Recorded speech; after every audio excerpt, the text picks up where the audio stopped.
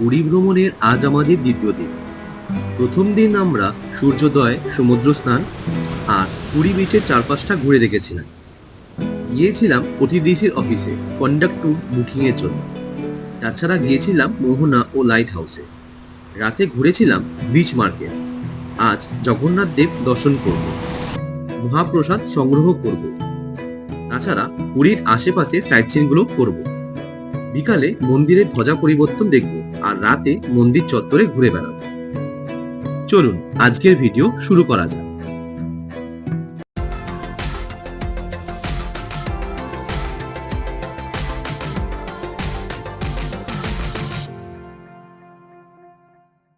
ভ্রমণ পিপাসু বাঙালিদের মধ্যে বেশিরভাগ মানুষেরই পছন্দের তালিকায় থাকে বিস্তীর্ণ সমুদ্র সৈকত, বালিয়াড়ি, সমুদ্রে স্নান, সূর্যোদয় কিংবা সূর্যাস্ত আর রাতের বিচ মার্কেট।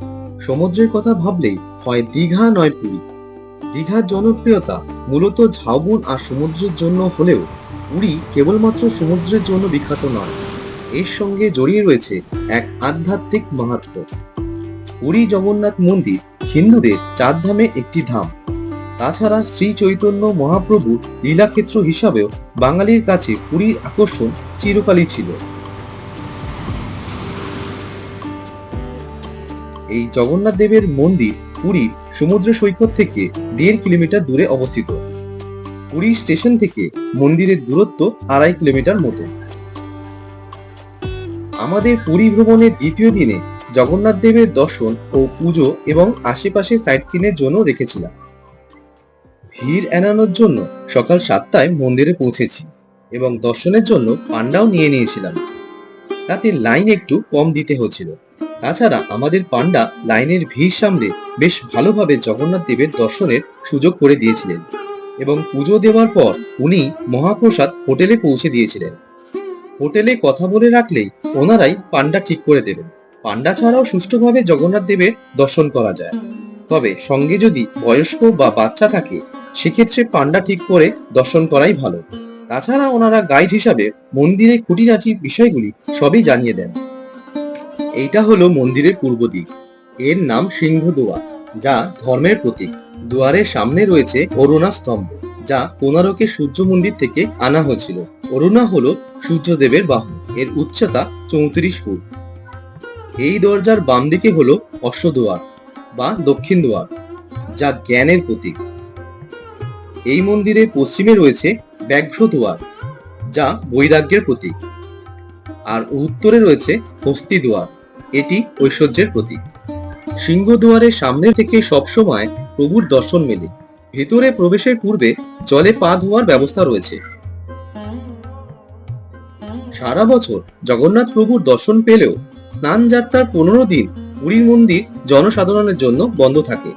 প্রচলিত বিশ্বাস অনুসারে সেই সময় জগন্নাথ দেব 20 কিলোমিটার দূরে ব্রহ্মগিরির আলারনাথ মন্দিরে দর্শন দেন। অক্ষয় তৃতীয়ার দিন থেকেই রথ বানানোর প্রস্তুতি শুরু হয়ে যায়। রথযাত্রার সময় পুরীতে রথ টানতে লক্ষাধিক ভক্তের ভিড় হয়।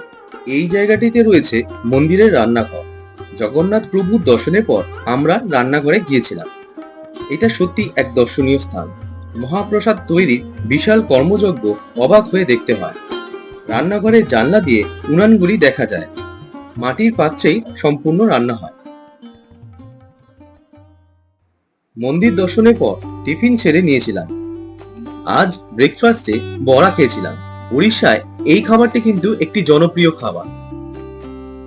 এরপর হোটেলে ফিরে একটু রেস্ট নিয়ে আবার বেরোলাম আশেপাশে দর্শনীয় স্থানগুলি ঘুরে দেখার জন্য।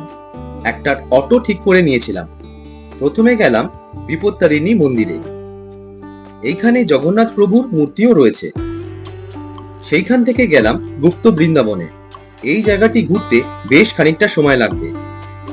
এইখান থেকে গিয়েছিলাম ওমকারনাথ আশ্রমে। খুব সুন্দর সাজানো গোছানো। ভিতরে রয়েছে 108টি শিবলিঙ্গ। পুরীতে এলে এইখানে অবশ্যই আসবেন, খুব সুন্দর লাগবে। এরপর মেন রোড ধরে সোজা চলে এলাম গুন্ডিচা মন্দিরে, অর্থাৎ মাসির বাড়ি। ভেতরে প্রবেশ নিষেধ।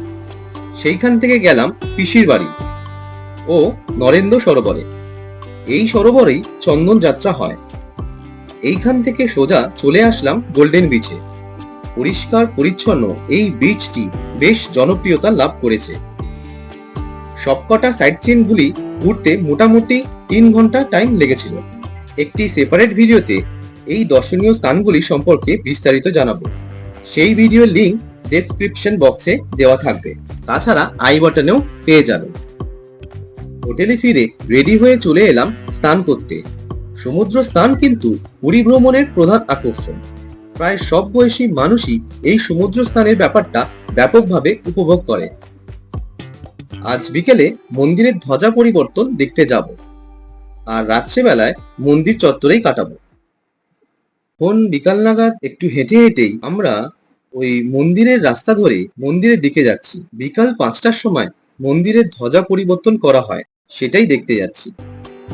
এই হলো মন্দিরে যাবার রাস্তা। রাস্তার দুই দিকেই প্রচুর দোকান রয়েছে। এইখানে খাজাও বিক্রি হচ্ছে।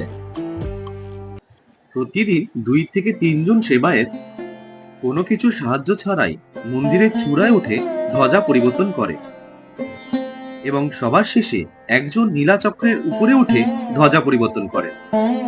ভেতর থেকেও এই ধ্বজা পরিবর্তন দেখা যায়, আর বাইরে পরিক্রমা মার্গের যে কোনো জায়গা থেকেই বেশ ভালোভাবেই দেখা যায়।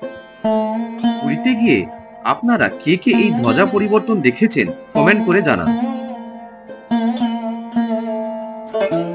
মন্দিরের দক্ষিণ দুয়ারের কাছে ও পশ্চিম দুয়ারের কাছে মহাপ্রসাদ বিলি হয়। ধ্বজা পরিবর্তনের সময়ও আমরা মহাপ্রসাদ পেয়েছিলাম। বিকালে কিন্তু মন্দির চত্বর বেশ জমজমাট হয়ে উঠেছে। এই সময় সিংহদুয়ার থেকে প্রভুর আরতিও দেখা যায়। এখন পুরী মন্দিরে পরিক্রমা মার্গ শুরু হয়েছে, যা শুরু হয় সিংহদুয়ার থেকে। তারপর মন্দিরের প্রাচীর বরাবর প্রথমে অষ্টদুয়ার, তারপর ব্যাঘ্রদুয়ার, শেষে হস্তিদুয়ার হয়ে আবার সিংহদুয়ারে শেষ হয়। দক্ষিণ দুয়ার থেকে পশ্চিম দুয়ার পর্যন্ত পার্কের মতো করা আছে, খুব সুন্দর লাগবে। সন্ধ্যেবেলায় মন্দির চত্বর বেশ মনোরম হয়ে উঠছে। মন্দির চত্বরে অনেকক্ষণ সময় কাটিয়ে এইবার হোটেলে ফিরব। মন্দির থেকে ফেরার পথে কিছু মিষ্টিও নিয়ে নেব। এইখানকার মিষ্টির দোকানগুলি প্রাচীন পদ্ধতিতে মিষ্টি বিক্রি করে চলেছে। দোকানগুলির সামনে দাঁড়ালেই মিষ্টি তৈরির পদ্ধতিও দেখা যাবে।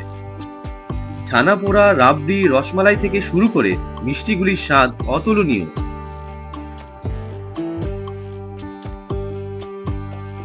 এই চত্বরে আরো একটি খাবার দেখলাম, মটর স্যুপ। বিনা তেলের এই পদটি বেশ সুস্বাদু।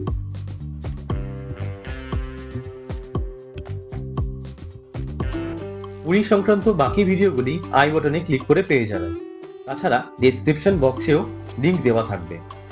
আজকের ভিডিও এখানেই শেষ করছি। দেখা হচ্ছে পরের ভিডিওতে। ধন্যবাদ।